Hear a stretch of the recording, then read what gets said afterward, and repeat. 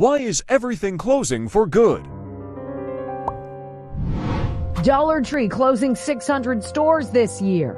CVS closing 900 stores through the end of this year. Walgreens closing 150 stores. Outback Steakhouse has already closed 40 of its restaurants. UPS is cutting 12,000 jobs in 2024. Citigroup cutting 20,000 positions as well. eBay, why not?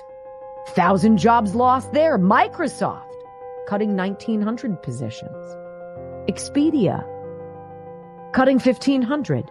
Cisco cutting 4,000. Apple cutting 600. It's entertainment too. Regal Cinemas closing 429 locations. Kroger's grocery store chain shutting down 413 stores.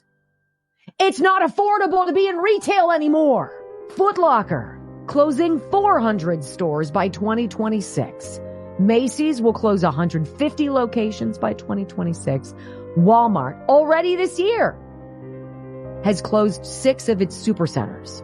While the U.S. Senate has passed nearly $100 billion to send to other countries that Joe Biden just signed yesterday, most can't even find Ukraine or Israel on a freaking map, let alone Taiwan.